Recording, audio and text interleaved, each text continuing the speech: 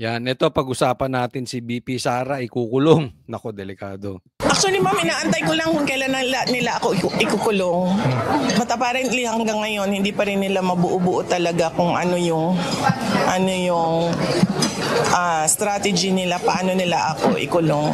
Ayan. Okay? Hindi ka makukulong, BP Sara. Sa tingin ko kasi bakit? Una, wala sila talagang mabuo eh. Wala silang mabuo na kaso. Ang hirap po kasi, I'm not saying Sara is perfect or PRRD is perfect. Nobody is perfect. Meron ding mga kapalpakan yan. Accept natin lahat yan. Doon lang tayo sa totoo. Wala namang perfecto eh. Kaya lang malinis si Sara eh. Wala sila talagang, ang hirap kalkalin pag malinis. Yung iba ginagawa, kakalkal ng personal, life. Yung iba kakalkal ng mga maliit, tapos kakargahan sa mga trolls, sa mga vloggers, no? Pero ito si Sara, wala talaga sila makalkal na to the point, kayang sampahan ng kaso para mapakulong. Nagigets? Yes, chismis pwede, sisiraan chismis, pero yung kukulong hindi. So, hindi makukulong si Sara, 1. Yun yung dahilan. Number 2, magwawala ang taong bayan. Lalo ngayon, na galit na sila sa magnanakaw ng baha, tapos nagsalita si Saldico na ang magnanakaw ay presidente, tapos si Sara pa ang ikukulong, magwawala ng taong bayan. Babaligtad na itong gobyerno na ito. Hindi tayo nagsasabi kung ano ang gagawin ng taong bayan, okay? Baka ano nyo ako ng sedition, etc., etc., hindi po. Ini-interpret natin ang mangyayari. Kaya ayaw gumalaw yung kampo ng gobyerno, itong mga magnanakaw na ipakulong si Sara dahil magbabackfire. Una, hindi lulusot sa korte. Pangalawa, ay magbabackfire. Nagigets? So, kaya nga yung sinasabi ni Bongbong Marcos na maraming makukulong bago magpasko. Bongbong Marcos, ang laking tawa ko pag ikaw. Ay, sinasabi ko sa inyo, magse-celebrate buong Pilipinas at buong mga Pilipino sa buong mundo. Celebration yan, malaki.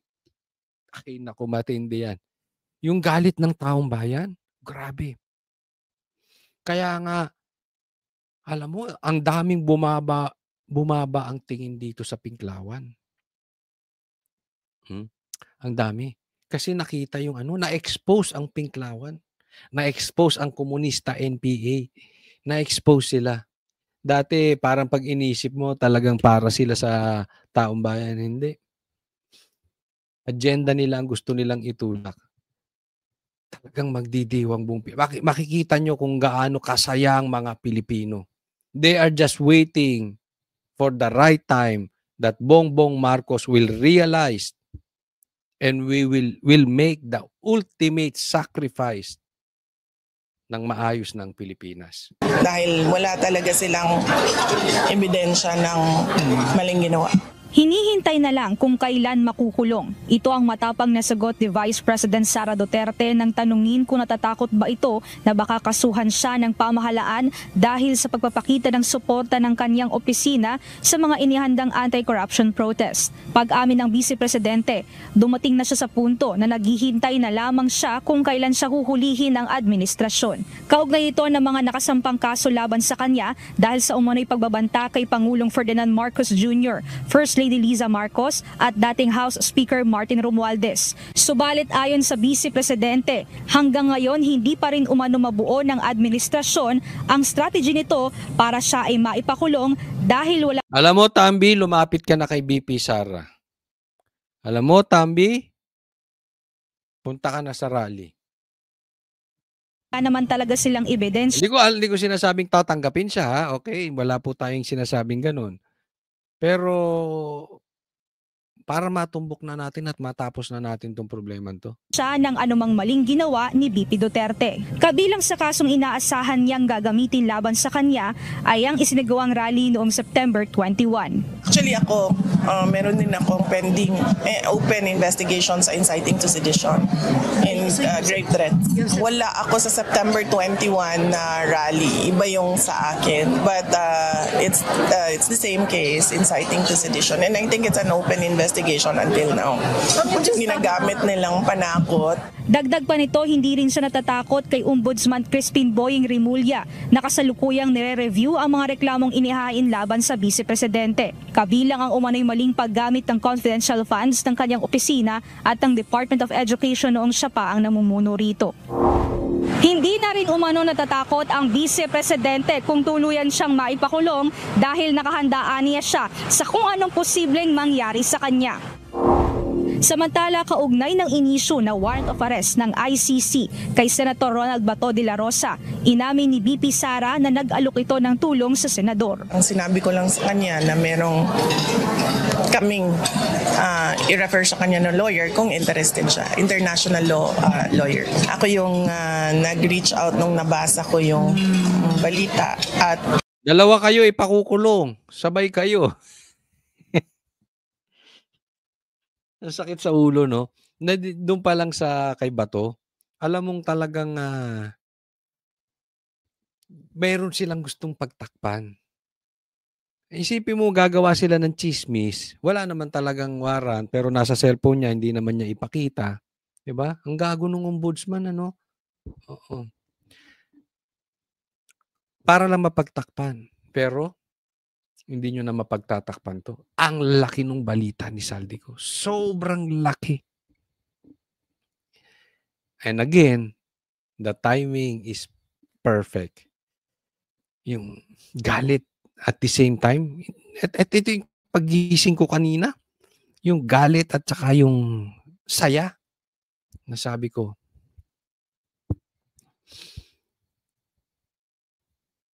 victory is at hand. Naaamoy-amoy na natin. Congratulations.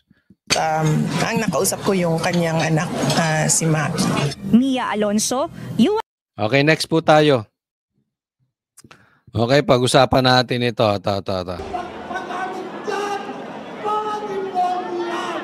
Ang protestang yan noong September 21 sa People Power Monument sa EDSA.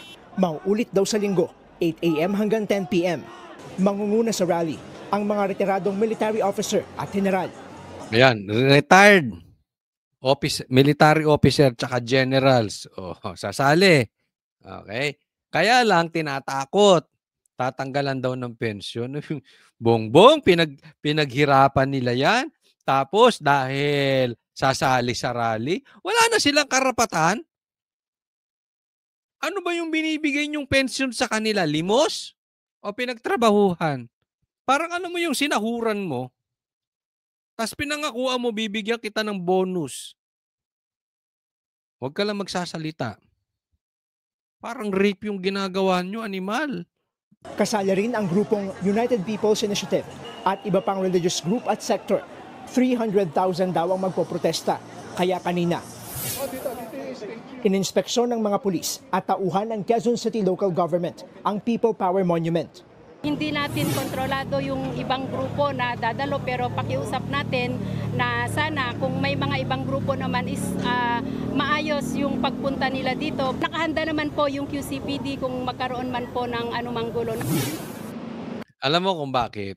Kasabay ng rally sa EDSA, magsisimula rin sa linggo ang 3 araw na kilos protesta ng Iglesia ni Cristo. Alam mo kung bakit takot sila sa rally na ito? Kasi hindi supot. Yung rally kasi before, nung September 21, hindi ko nilalahat, karamihan dyan supot.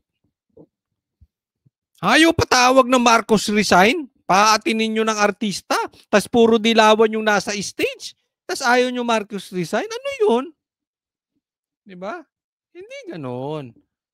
Hindi po natin sinasabi na pagbabagsakin ng gobyerno. Hindi po yun, ha? Pero pwede ka nung magsalita ng iyong saloobin. May bawal ang Marcos resign? Anong rally yun? Di ba? Oh. So ito ngayon, kaya takot si Bongbong Marcos. Bakit? Hindi rally ng Pengklawan. Hindi rally ng kain-tae.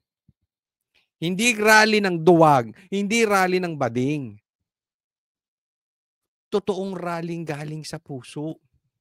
Kasi yung naganap na rally noon, rally, hindi man lahat kasi nandun din ako. Bahala kayo, magalit kayo kung magagalit. Sigaw ko Marcos resign doon. Yung rallying naganap, ano yun? Optics ni Bongbong Marcos yun. Kampi niya yan dilaw eh.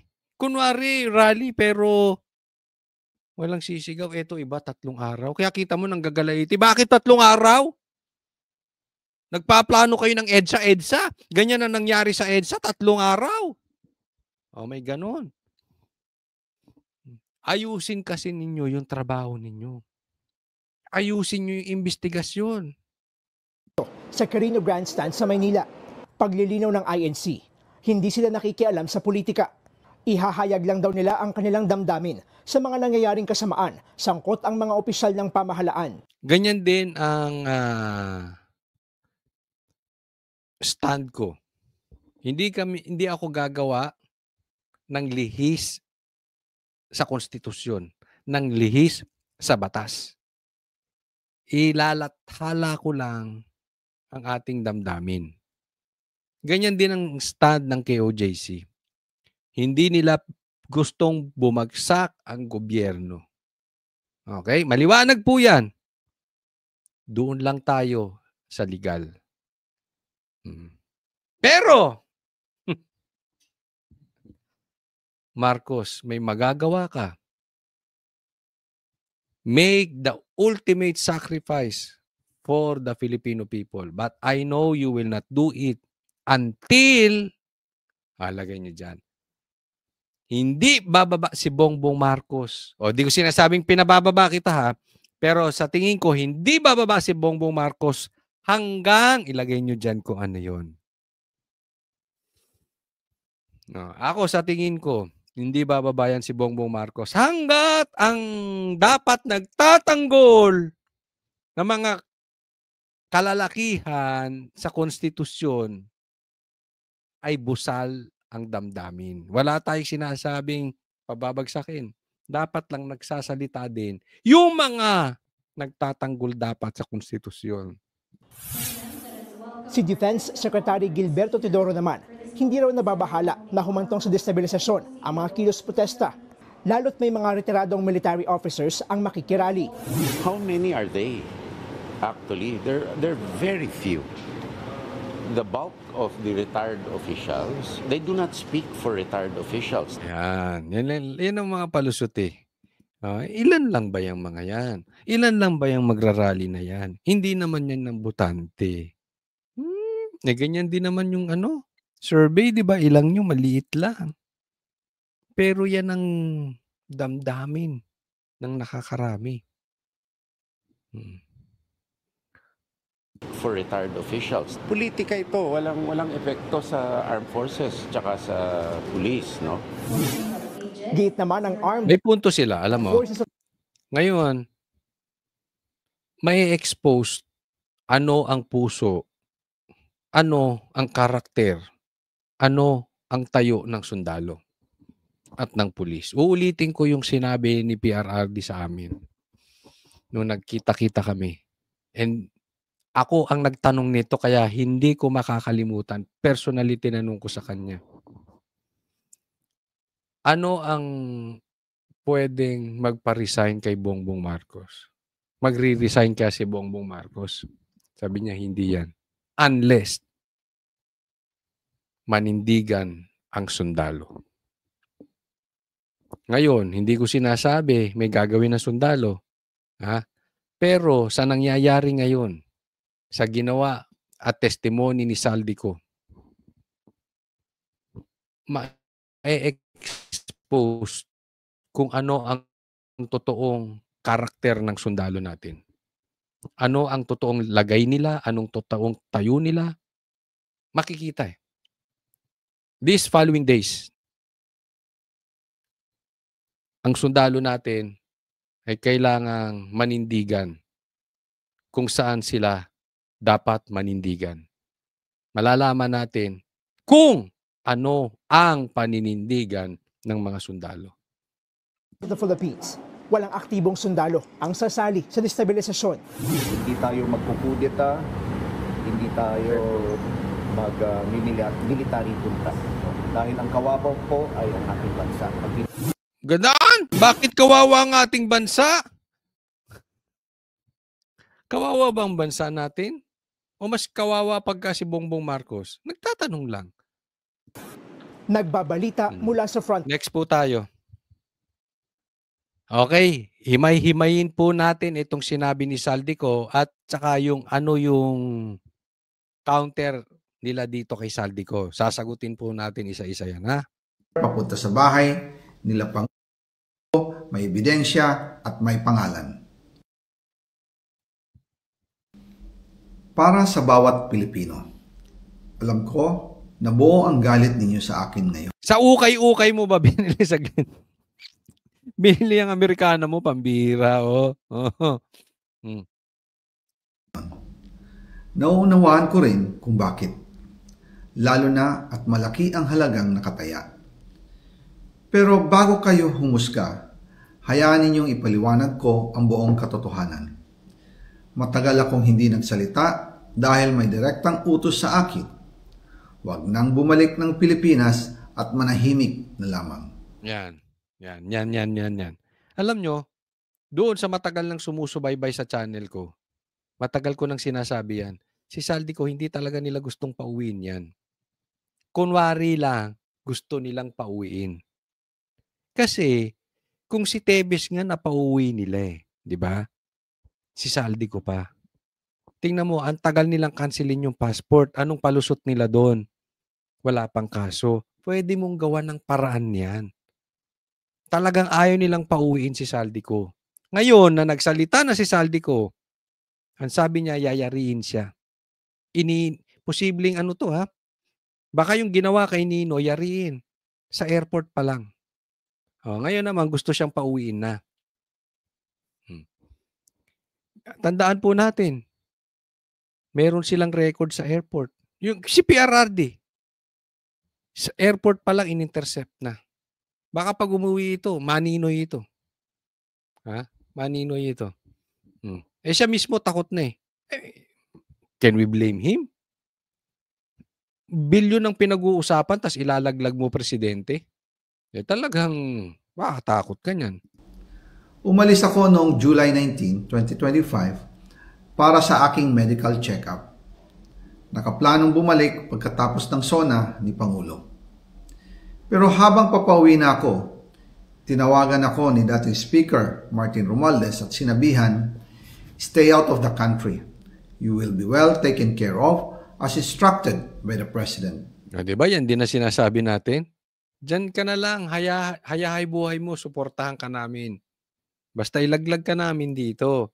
Total, nandiyan ka naman Kami nang bahala sa'yo. Tagal natin sinasabi yan, ano? Noon naniniwala pa ako sa kanila. Kaya't hindi ako bumalik.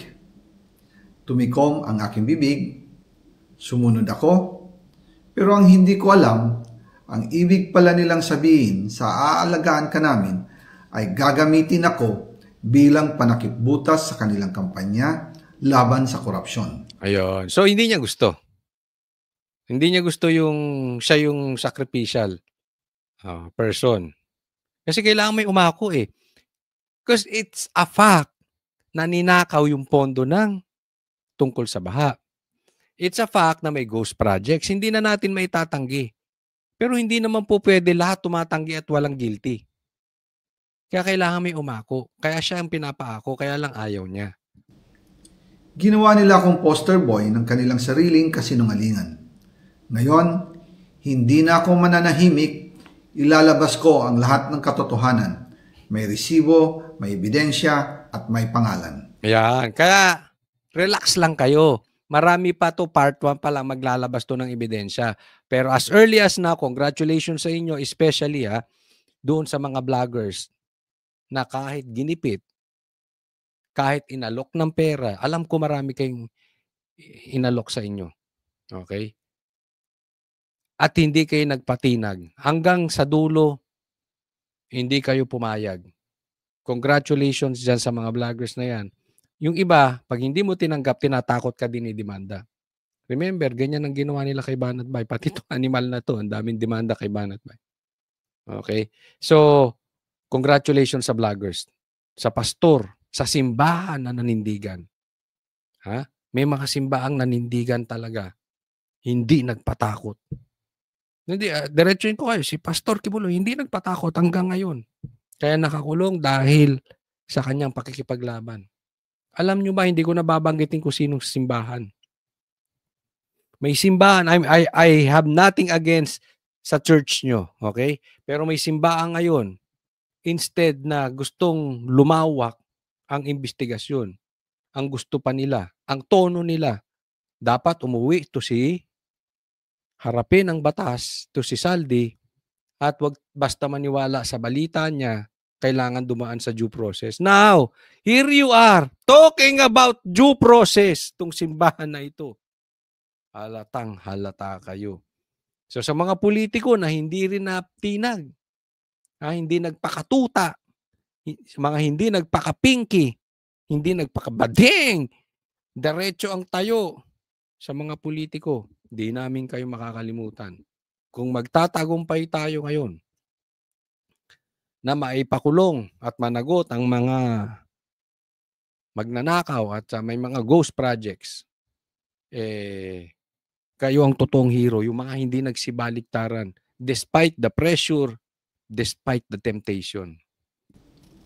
Nagsimula ito nung tumawag si Sekmina Pangandaman sa akin nung nag-umpisa ang BICAM process last year, 2024. Ang sabi niya, katatapos lang ng meeting nila ni Pangulo at may instructions na mag-insert o magpasok ng 100 billion worth of projects sa BICAM. At sinabi pa ni Sekmina, you can confirm with Yusek Adrian Bersamin dahil magkasama sila sa meeting ni Pangulong BBM noong araw na yon. 100 billion pesos. Naku, sarap ng buhay mo, Bongbong. Ang daming nagugutom. Ikaw, hindi lang milyon. Billion. Alam mo ba yung 1 billion? Nakakalula na yan eh. 100 billion pa. Ang lupa. Tinawagan ko po agad si Yusek Adrian Bersamin at tinanong ko kung may instruction nga ba ang Pangulo na magpasok ng 100 billion during their meeting. Ang sabi niya ay totoo nga po. Right after our conversation, tinawagan ko po si dating Speaker Martin Romualdez at nireport ko ang instructions ng Presidente to insert the 100 billion projects. At sinabi niya sa akin, what the President wants, he gets. Ay, ang taray mo, Bongbong Marcos. What the President wants, the President gets. Ang utos ng hari ay hindi mababali. Ang strong mo ron, ha? Ang strong mo ron, Bongbong Marcos. Ano yan? Ha? May makakilala kasi ako mga Andoy.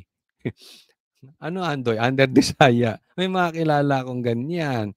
Oo, yung statement na, yung weak, biglang nagiging matapang. Oo, hindi nila statement yun. Statement yung kanilang ano yun. Yung kanilang, kanilang general nakatabi sa kama. Di ba? Oo. Ano yung inutusan ka sabihin? Sweetheart! Sabihin mo dyan. What the President wants, the President gets. Andoy na andoy yung dating, biglang nag-switch. After ng ilang araw, nag-set po ng meeting si Sekmina Pangandaman at Yusek Adrian Bersamin sa amin ni dating Speaker Martin Romualdez sa Aguado Building in front of Gate 4 ng Malacanang at nandun din po si Yusek Jojo Cadiz. During the meeting, binigay po ni Yusek Adrian Bersamin ang listahan na worth 100 billion. Tinanong ko po si Yusek Adrian kung saan galing ang listahan. Ang sagot niya, galing kay PBBM mismo at binigay niya ito mula sa brown leather bag. Nung sinabi po ni Yusek Adrian Bersamin, yung brown leather bag, naalala ko noong nasa Singapore kami right after the elections of May 2022 sa Hilton Hotel, kami ni dating Speaker Martin and PBBM habang pauwi at pabalik ng Pilipinas, hinabol ng PSG ang brown leather bag at ang sabi ni PBBM, maiwan na lahat, wag lang ang brown leather bag. Yun pala ang susi nun. Yung brown leather bag. Dati basura, ngayon brown leather bag. Yan. Isisiwalat niya isa-isa ang magiging laman yan. Kaya naniwala ako na utos talaga ito ng Pangulo. Pagkatapos ng ilang araw, I informed sina dating Speaker Martin Romualdez, Sec Mina Pangandaman, Yusek Adrian Bersamin, and Yusek Jojo Cadiz na kung pwede 50 billion lang ang ipasok sa program funds dahil so sobra ang DPWH funds versus sa DepEd. In practice, hindi pwede na mas malaki ang budget ng DPWH kaysa edukasyon. And yung balance na 50 billion, ilagay na lang sa unprogram funds for the 2025 budget. Dahil Office of the President din ang nagre-release ng lahat ng unprogram funds. Pagkatapos ng isang araw, tinawagan ako ni Sec Mina at sinabi ang mensahe ng Pangulo, ipasok ninyo yan dahil pinangako na sa akin ni Speaker Martin yan at hindi na pwedeng baguhin. Kumbaga, ang utos ng hari hindi pwedeng mabali. Ayan, diba? Totoo naman eh. Mas mataas ang budget ng DPWH sa DepEd. Ngayon, ganyan ka-powerful. Eh, kasi ang sinasabi nila na yung Pinklawan, bakit hindi pa pinasok sa kung saan-saan, bakit diyan pa ipapasok, parang hindi naman sa makatotohanan. Dito pala, makikita mo naman talaga na powerful ang president. Basta iutos niya, pwedeng mangyari. Para hindi nga naman halata. Diba? Kapag bumutok ng ganito, lusot siya. Diba? Ang tanong, totoo ba na mas mataas? Bakit laging sa DPWH hindi sa DepEd? Questionable. Ano yan? Ang nakinabang yan? Si Tambi lang? Hindi alam? Hindi alam ni Bongbong Marcos nung mag-asawa? Ganon siya ka-stupid? Ang anak niya nasa Congress? Di ba? Ganito na lang. Kasi ang sinasabi, walang ebidensya eh. Kaya nga relax lang kayo. Magsisilabas yan. Imposibleng walang hawak tong ebidensya kasi magkakasama kayo. Ulitin ko, party list to. Na manipulate niya yung ganong kalaking pera. Party list lang. Nang hindi alam ni Tambi, nang hindi alam ni Bongbong Marcos. Sinong loko-lokong maniniwala doon? Of all people, bakit yung party list? Ang daming mga veteranong mga politiko dyan. Di ba? Kasi kaya nyo siyang pilipitin. Susunod sa gusto ninyo. At in the end, alam nyo, pag nagkabulilyaso, maituturo nyo siya. Kasi lahat nung ipagawa nyo, ginagawa niya. Kung mga veteranong politiko yan, tatanggi. Tama o tamang-tama? Posibleng pumayag ng konti, pero hindi yung ganyan 100 billion. At mautak yun. Hindi nyo basta-basta mapipilipit. Ito, kaya nyo eh. Party list. Pinilipit kayo? Nek-nek nyo. Again, I informed the Speaker and asked clearance about the instructions ng Pangulo. At ang sabi niya, wala tayong magagawa. Kaya po nagtataka ako kung bakit sinasabi ni Pangulo na hindi niya makilala ang budget. Samantalang lahat na binawas at dinagdag sa mga ahensya ng gobyerno ay humihingi ng approval sa kanya si Sec Mina Pangandaman. Yeah. Kaya nga, yung mga sinasabi ni Bongbong Marcos, pati yung mga promises niya ngayon, napaka-imposible. Yung pangako niya ngayon, parang pangako na paano niya sasagutin yung rally. Looking forward siya, ito mga sasabihin sa rally, ito na yung pangako ko, ito yung sasagot ko sa inyo. Di ba? Parang ganun na eh.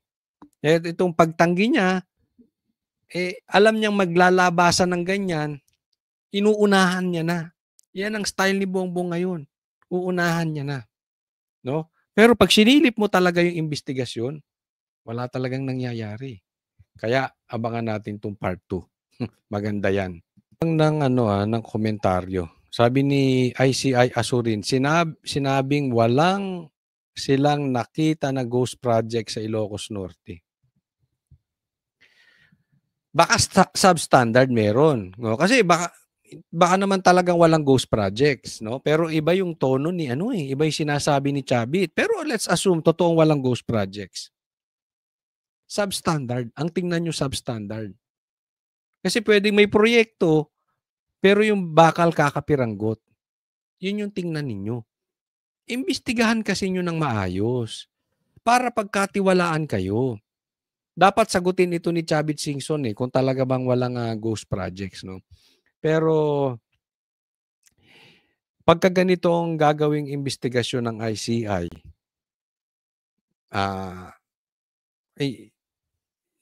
sinabi nga ang daming proyekto ng Diskaya dyan Wag lang kayong maghanap kung may ghost projects. Wag lang kayong maghanap kung may substandard. Maghanap din kayo kung ninakaw yung pera.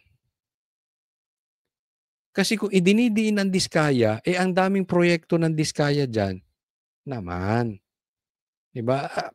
Simpleng-simple yun So, dapat, laliman nyo yung investigasyon. Huwag yung mema lang. May masabi na nag-imbestiga kayo, tapos lusot na Ilocos Norte, tapos malinis na si Bongbong. Ngayon, naglalabasan na nga. Tingnan nyo yung nangyayari. So, tingnan nyo rin. Kasi, baka naman, may magic ginawa dyan si Sandro. Para patas lang tayo. Para naman pagkatiwalaan ng ICI na investigasyon. Good news ba ito o bad news? Nagladlad si Pinky. No, sige, pasok. Pasok na, walang probative value kasi hindi naman under oath So ano yung mga, kung walang probative value, ano siya? Ano yung... Wala, narration. Kwento. Hindi naman siya under oath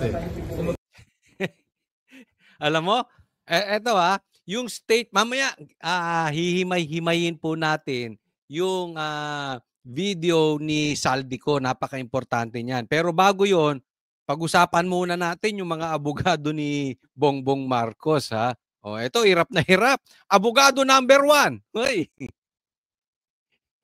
Di umano. No, si Pinky Lacson. Grabe, no? Alam nyo yung statement ni Saldico na yon. Lumabas ang totoong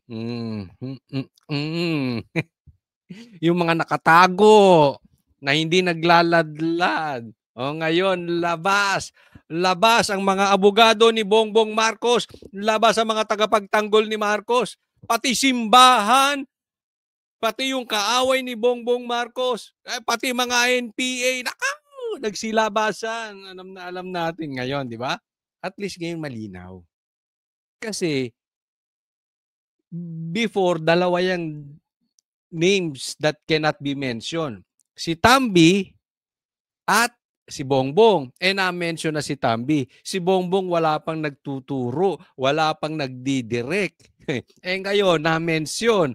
Di biglang lumabas, pati si Chanko, nag-abogado kay Bongbong Marcos, di ba? Makikita natin ngayon kung sino talaga yung habol ay matukoy yung mastermind or ang habol ay mailayo ang usapin kay Bongbong Marcos. Di ba litaw na litaw? Even the Pink. At marami tayong pag-uusapan sa Pink. Ang hirap ng kalagayan ng Pink ngayon. Pasok! Siya rito, mag-take out siya at sabihin niya yung statement niya, then yun na may probative value. Pero what do you make? Papatayin nga siya. Ikaw naman para kang hindi pulis. Para kang hindi nagtago. Nagtago ka rin. Tapos bigla ngang namatay si Daser. Hindi ko sinasabing ikaw may kasalanan noon. Pero may ganung issue. Pagka may nalalaman, may namamatay. Tapos papupuntahin mo dyan. Hindi nyo naman maprotektahan. Sasabihin nyo, si Diskaya nga, hindi nyo bigyan ng ipasok sa witness protection program eh. Si Saldi pa. Oh. Ikaw naman mag-isip-isip ka rin. That sir, kung totoo si Pangulo talaga yung nag-insert daw, nagpa-insert ng 100. Mahirap mag-speculate. Alam mo, ito ako, kasi alam ko yung kalakaran pagdating sa mga insertions. Why would, I'm not defending the president. Anong, teka muna, Pinky. Anong why? You are not defending the president. You are defending the president. Ayan, ano yung ginagawa mo? Di ba? Nag-aabogado ka doon sa presidente kasi simple lang yan eh. Ikaw bilang Blue Ribbon chairman, dapat, sige, may lumalabas na ganyan. Hindi ikaw abogado nung kung sinong partido. Tanggapin mo lang kung may pumapasok na ganyan, di sasabihin mo, sige, imbitahan natin siya or baka meron siyang mapakitang ebidensya at titingnan natin. Hindi yung pinagtatanggol mo si Bongbong. Siguro tanungin din natin si Bongbong. 'Di ba? Anong masasabi ni Bongbong? Ibig sabihin nakagitna ka. Kahit yung mga katulad mong Penk, ikaw Penke, halatang halata. Alam nila kampo mo. Alam nyo, ito sample lang. Malalaman mo yung demonyo. Ito hindi connected kay Pinky. Ha? Yung demonyo, kakalabanin yan yung kaaway. Tama o tama-tama. Pero pag parehas kayo ng tono, halimbawa, maling katuruan, hindi kanyang kukontrahin, hindi kanyang papatayin. Tingnan nyo anong pinapatay. Di ba? Anong punto ko lang dyan? Bakit hindi ka binabanata ng Penk? Kasi pinagtatanggol mo si Bongbong. Halata. Hindi yung proseso ang pinagtatanggol mo. Insert 100 billion sa BICAM. Samantalang sa NEP, kaya niyang gawin yun eh. Second, bakit niya binito? Tingnan mo, isa script nila, di ba? Bakit niya binito? Sa NEP, kaya niyang gawin. Para hindi obvious. Tanga naman itong mga ito. Ang dali-dali nung script. Kasi pag masyadong halata, alam mo sabi, siya nga ang nagpapaimbestiga. Kaya nga. Kasi alam niyang sasabog yung baho. Alam niyo yung umutot? Yan ang maingay. Sinong umutot? Sinong umutot? Pero siya umutot. Inunahan niya lang. Kasi alam niya mangangamoy eh. Di ba pag umutot ka, unang dadaan yan sa'yo sa ilong mo. Di ba? Lalo kung mabaho. No choice ka. Kailangan mo sabihin, sino yung umutot? Pero siya yun. Ganun ang ginawa ni Bongbong, di ba? Kaya niya pinaimbestigahan kasi talagang grabe na ang bagyo at ang baha. So inunahan niya na para magmukhang malinis. Kita mo? Yan ang script ni Claire. Siya nga ang nagpapaimbestiga. Ito sinasabi niya, dapat dadaan sa NEP. Tapos binito niya pa. Para hindi halata. Gusto mo magnakaw halata? Ito na lang isipin yung mabuti. Ang tagal ko na tong sinasabing paulit-ulit. Tatandaan nyo ito. Saldico is a party list. Party list, ilan lang boto niyan? Party list. Hindi ko minamaliit ang party list. Pero he cannot be that powerful para imanupula ang pera na walang go signal sa ibabaw. Huwag nga kayong tangang mga politiko. Party list lang yun. Hawak niya trilyon, bilyon. Siya nagdidesisyon. Tapos hindi alam ni Tambi. Tapos hindi alam ni Bongbong. Ang lilinis nyo, Teng. Ang linis nyo, Teng. Kaya sinasabi ko, ako, dapat din managot ang mga kontraktor at DPWH. Okay, walang problema dyan. Pero hindi naman makahagalaw yun nung walang mastermind. Sindikato tong mga to. At yung sindikatong yan, may mastermind yan. Dapat, he is supposed to be that powerful para may command siya. Ano yung ganun na lang katanga si Bongbong Marcos? Bakit niya in-FLR? Oh. So unbelievable, incredible? No, I'm not saying it's unbelievable. Pero at face value, meron tayong sasabi na yung sabihin natin common sense only because alam ko yung budget process, yung budgeting process na nagsisimula sa NEP na yung presidente may complete control over what should be inserted in the NEP. So kung ganun na pala, ba't sa BICAM pa siya magpapa-insert? Hindi siya part ng BICAM. Hindi siya part ng BICAM eh. So dapat sa NEP pa lang, sinabi niya na yung DB. Nasagot ko na yun, di ba? Para hindi halata. Okay. Ngayon, bigyan muna natin ng let's assume. Kasi sabi niya, so ibig sabihin na incredible yung hindi, parang ang punto ni Lacson, hindi naman niya sinasabing, hindi totoo yung sinasabi ni Saldico. Kaya lang, hindi naayon doon sa na-experience ni Lacson, yung ginawa ni Bongbong Marcos. Pagpalagay lang, nagsisinungaling si Saldico. Pagpalagay lang natin, nagsisinungaling. Di ba hindi ka dapat mag-take side? Being the Blue Ribbon Chairman. Dapat sasabihin mo lang, titingnan natin, iimbestigahan natin si Bongbong, imbestigahan din natin si Saldi, tingnan natin, i-connect natin. At mananawagan kami kung sino pang may nakakaalam patungkol kay Saldi at kay Bongbong ng matimbang natin, magpasa kayo ng mga ebidensya. Tapos. Di ba mukhang patas ka? Yang ginagawa mo Pinky? Hindi. Mukha kang abogado ni Bongbong. Sinabihan niya ng DBCC, oy, maglagay kayo ng 100 billion sa DPWH. And okay, after assuming na totoong nagpa-insert sa BICAM, ba't yung bibito? Sayang ba na hindi nyo na-invite kahit sa Zoom si Saldico para sana kahit paano? Ito, okay? Tingnan nyong mabuti. Nag-iiba ng tono si Saldi. Si Pinky. Nag-iiba ang tono mga abogado niya. Dati, gusto niyang imbitahan ng Zoom. Ang mga sinasabi, wag bibig kasi pag inimbita mo ng Zoom yan, hindi mo naman na mapapasinungalingan. Mamaya magsinungaling yan, hindi mo naman makukontempt. Pero ngayon, iba na tono ni Pinky. Si Senator De La Rosa suggested. Okay, tamo, tinuro pa si Bato. Sa chat group namin. Sabi niya, Sir Ping, may apprehension ako kasi pagka pinag-zoom natin yan, hindi naman siya under oath, baka gamitin lang propaganda at kung sino-sino ituro. And we cannot hold him accountable. Hindi natin siya ma-cite in contempt of the committee because wala siya rito. Hindi naman siya under oath. Now, kung pupunta siya sa isang embassy, Philippine Embassy or Philippine Consulate, at doon siya magre-request na mag-zoom under oath, valid yun. Okay. Alam mo kasi problema nyo, nag-iiba na kayo. Ngayon, meron na siyang kondisyones. Ayaw na rin niya ng Zoom. Di ba? Kasi ang problema sa inyo, ang tagal pinauuwi. Hindi nyo kinansela yung passport ni Saldi. At yung pala, kaya hindi kinansela ni Bongbong yung passport na kahit meron siyang magagawa kasi pinag-stay siya doon. Para hindi magturo.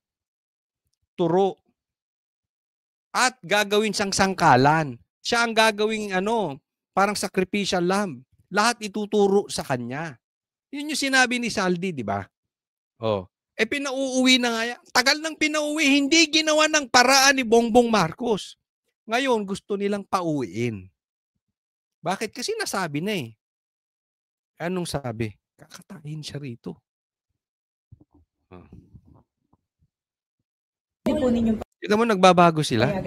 Yes, kung mag-clarify sila gano'n. May invitation nga kami sa kanya eh. What do you also make of yung testimony ni Bernardo? For example, kila Grace po, kila Mark Villar, na hindi sila mismo nakausap, staff lang. That's all under consideration paggawa namin ng committee report. Mahirap yung hindi direct at saka walang supporting evidence or document. Yun ang sinasabi ko sa kanya when I talk to him. Kung magsasabi ka ng pangalan, kailan meron ka pinangawakan na mailinig mo yung pangalan at sa hawak mong dokumento. Kung wala, wag mo na lang sabihin. Okay.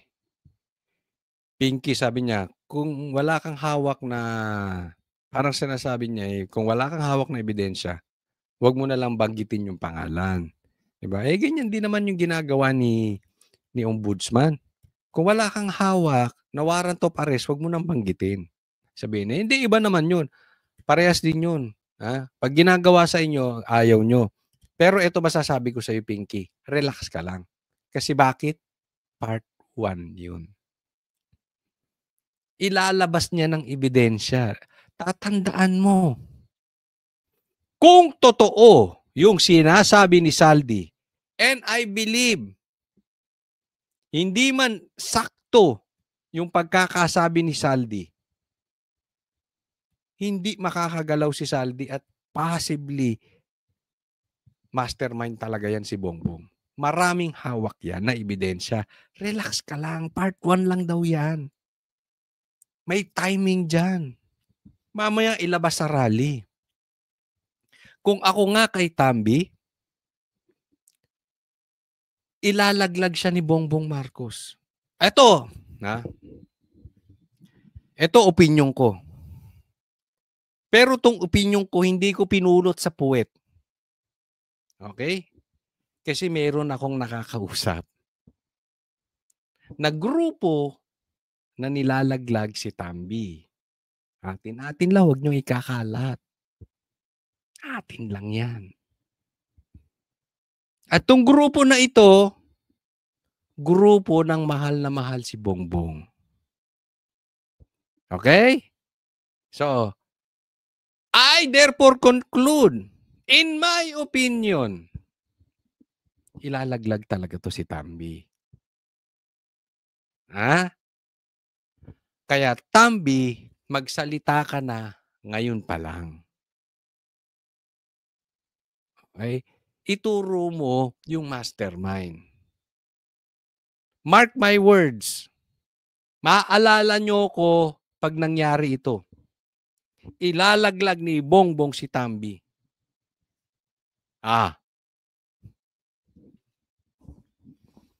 Opinion lang yan. Pag nagkatotoo, tsamba, naiutot ko. At kahit pitpitin yung itlog ko, hindi ko sasabihin yung source ko. Pero pag napanood nyo to, sasabihin nun, lintik ka. Kaya kaibigan natin yan. Pero magtataka ako, kaibigan nito si Bongbong. Ano to Bakit pinapalaglag si Tambi? Alam to ng ibang vloggers. Sabi ko lang po, ipapasampi na ba siya? Aabot ba kayo sa pagpapa-aresto? Hindi. Invitation, in-invite na namin siya. Okay. So, sunod sa Pina. Pwede isupina susunod. When is the next? Magsisynchronize kami sa schedule ng budget. And then kay Bernardo, gaano siya ka-credible? May mga binanggit siyang Well, it's up to the DOJ. Ito, para si Gutesa, nagsalita siya under oath. So yun, valid yung kanya, subject to evaluation, subject to validation, using other pieces of evidence. Diba? Alam mo yung sinabi ni Tambi? Pakinggan nyo ito mabuti. Pakinggan niya. Pakingge. I-confirm lang niya yung sinabi ni Gutesa na bodyguard siya at naghahatid nga ng pera sila kay Tambi. Papasok yan Abangan sa part 2. I-confirm ang sinabi ni Gutesa. Uy! Like Senator Poe. Exciting. Ang dami nagme-message. Sabi nila, magiging busy ang mga vloggers. Kawawa yung mga Ako ay nakikiramay doon sa mga trolls na mawawalan ng trabaho. At ako'y nakikiramay doon sa mga vloggers na hirap ng ipagtanggol ang magnanakaw. Good luck sa inyo. Let's not go there yet. Tingnan natin. Kasi pag-aralan namin yung dokumento. So sir, si Bernardo, yung important witness, hindi ho sinabi ko. Alam niyo. Sir, 60 po tayo, sir. Ayun na lang. Tawa na lang sagot ko. Thank you, sir. Sir, can we say na mahina yung pag-link niya kila Grace po, kila Mark Villar dahil puro staff? Basahin natin yung... Okay, next po tayo. Next topic. Ito, next, abogado. Grabe si Saldico, no? Si Saldico, pinakain ng tae. Yung pinklawan. Grabe kayo. Ang hirap ng posisyon ng pinklawan ngayon. Tingnan mo, ha? Si Sara, sinabihan, kainin nyo tae ni Bongbong Marcos. Di ba tinain na nila si Bongbong? Oo, kinain pa. May inulit pa ni Saldi. Pinapakain niya ulit yung pinklawan ng tae ni Bongbong. Sabi, we urge for former Representative Saldico. Why? Meron ka ng driver. May papakilala ako sa iyo, driver Pogi. Bakit naman driver? Hindi. Kasi yung mga VIP kailangan naka-driver yan. Oo. Tsaka siyempre kung magda-driver kayong Pogi na. Sige. To return to the country and fully cooperate with the ongoing investigation into the anomalous flood control and other infrastructure projects. Totoo ba to, ha? Nakuha ko lang ito eh. Totoo bang sinabi mo yan, De Lima? Kasi kung hindi, di lusot ka. Pero kung sinabi mo yan, grabe, talagang kinain mo na yung tae ni Bongbong Marcos, ha? Kayong pinklawan, ha? But kung totoo to, at sinabi nga to ni De Lima. De Lima. Kung nasabi nga ito ni De Lima, ito ang istorya ng Pink ngayon. Grabe yung nila. May napanood ako, sabi nung isang vlogger. Si vlogger interview at saka si interview sarcastic. Yan. Pangalanan na lang natin gano'n. Si vlogger interview at si interview sarcastic. Ngayon. Ang posisyon nila, hindi namin pinagtatanggol si Bongbong Marcos. Pero ang tanong dito, yung binanggit ni Saldico, sinong makikinabang? Si Sara daw. Kasi pag pinag-resign, si Bongbong, papalit si Sara. Tingnan mo. Okay, let's assume hindi nga nila pinagtatanggol. Number 1, hindi nga nila pinagtatanggol si Bongbong Marcos. Number 2, inaamin nila na si Bongbong Marcos ay may kasalanan directly or indirectly. Maaring kung hindi man siya nakinabang, sobrang tanga niya na bakit niya hinayaan. So talaga namang involved daw si Bongbong Marcos. Pero, may pero makikinabang si Sara. Parang, ito ay ginagamit ng Duterte. At pinapalabas nila, kasalanan na naman ng Duterte, pamira. Pati yung pagnanakaw ni Bongbong Marcos, kasalanan ni Duterte. Pati yung ini-insert ni Bongbong, kasalanan ni Duterte. Pambihira, kawawa naman yung matanda doon. Nananahimik na, giniginawan lamig-lamig sa dahig. Tapos yung isa nagnanakaw, kasalanan na naman ni PRRD. Yan ang istorya ng Pink ngayon. Hirap ng kalagayan nila. They are forced to eat Bongbong Marcos shit. Di mura yun, ha? Tae pong ibig sabihin nun. Puwersado silang kainin ang tae ni Bongbong Marcos. It's because they don't want Sara to be the president. Ang punto ko dito, maaring halimbawa lang, for discussion purposes, maaring nagsisinungaling si Saldico. Maaring, kasi sa kanila kine-question nila yung timing. Saka siya nagsalita kung kailan mag-rally ng 3 days. May kamay dito ang Duterte. Ganun ang nila. Pero hindi kami nag-aabogado kay Marcos. Ganun. Pero pag tiningnan ninyo, may kasabihan. Nakasulat sa libro. The book of all books. The book of books. Ano ang laman ng puso, yun ang nilalabas ng bibig. Tingnan mo ang Pinklawan. They are not concerned matumbok ang mastermind. Dapat yan, kung may lumalabas na katotohanan or kahit kasinungalingan, pero meron ng lumalabas na nagtuturo na kung i-connect mo, very possible, kasi sino ba talaga ang may kapangyarihang humawak ng perang may command? Instead na titingnan nila doon, maging happy sila, totoo man or hindi, at least may lumalabas na umaandar na yung ebidensya, napupunta na sa mastermind, nakatingin pa rin sila sa pag-upo ni VP Sara. The abundance of the heart, the mouth speaks. Pink, hindi kayo concern sa taong bayan. Ang concern nyo lang, hindi makaupo ang Duterte. Yan na yun. Huwag nyo na kaming paikot-ikutin. Mas gugustuhin nyo pang makalusot ang magnanakaw kaysa makaupo si VP Sara. Kaya masaktan na po yung mga kaibigan nating Pink. But that is the truth. Nothing but the truth. Masakit. Pero yan kayo. Tingnan nyo boses nyo. Tingnan nyo tono nyo. Hindi na kayo tumitingin sa katotohanan. Ang tinitingnan nyo lang, hindi dapat makaupo si Sara.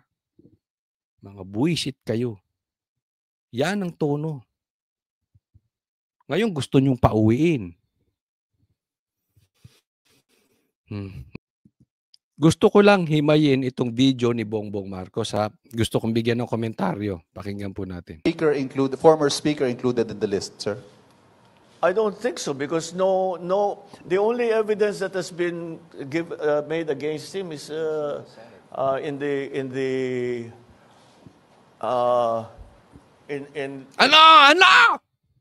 Ano ba talaga Bongbong Marcos?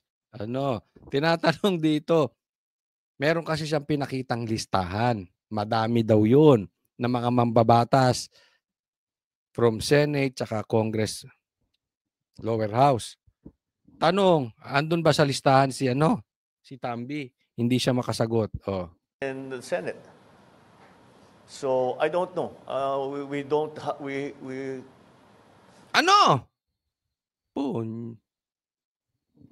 Talagang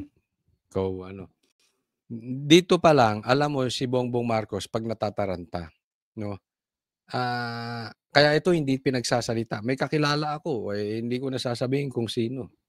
Pero dating may command kay Bongbong Marcos. Talagang hindi nila ito pinagsasalita. Kailangan may magsasalita in behalf of him. Alam nyo na, kilala nyo na siguro kung sino yun. Pag nagsalita talaga to, wala talaga. Mabubuking at mababuking ito. No, with the speaker, no. Not as yet. Not as yet. If something else comes out, then he might have to be answerable for something. So, again, we don't file cases for optics. You don't file cases for optics. You file cases for narrative. We file cases to put people in jail or to make people answer. I know that there are many suggestions of who else we should file cases against. Ito, tinatakpan niya obviously yung pinsan niya. Okay?